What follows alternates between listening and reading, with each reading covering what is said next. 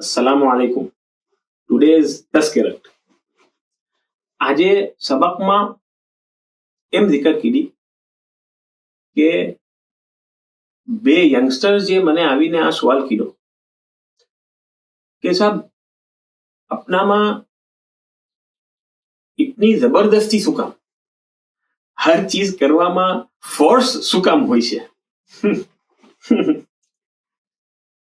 મેં સોચું કે આ સવાલ આયો કાસી, કેમ કે આપણે દેખીએ છીએ કે હજારો યંગસ્ટર્સ આજે સગલા મૌલાની તરફ ઝપલાઈ રહ્યા છે, મૌલાની ખુશી હાસિલ કરી રહ્યા છે, હર ચીજ માની રહ્યા છે. તો આ ક્વેશ્ચન કેમ આવ્યો ફોર્સનો? તો ડીપમાં ગયા તો ખબર પડી કે it starts from the beginning.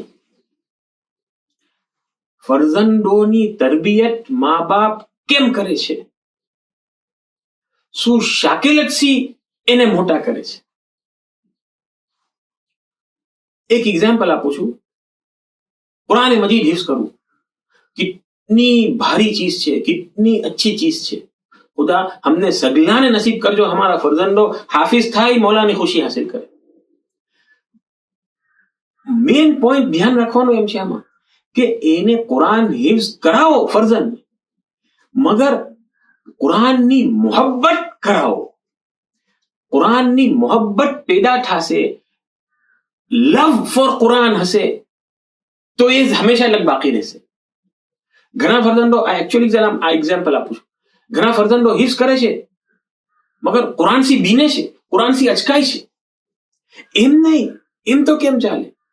કુરાનની Mohabbat, બેટા આ કુરાન મજીદ હિફ્ઝ કરશો તો મોલા ખુશ થશે કિતના. બેટા આ કુરાન મજીદ હિફ્ઝ કરવાનું આપને મિલે છે, આપના વાસ્તે પ્રિવિલેજ છે, ઓપોર્ચ્યુનિટી છે. ક્વેશ્ચન પર આવ્યો પાછો મેં કે બે યંગસ્ટર્સ આવીને સવાલ કીધો તો મેં એને આ જ વાત કીધી કે તમારા ઉપર ફોર્સ જબરદસ્તી નથી. હુસૈનની મજલિસમાં જાવું કઈ જબરદસ્તી નથી, જાવું જ પડશે. હુસૈનની મજલિસમાં જાવું એક ઓપોર્ચ્યુનિટી છે.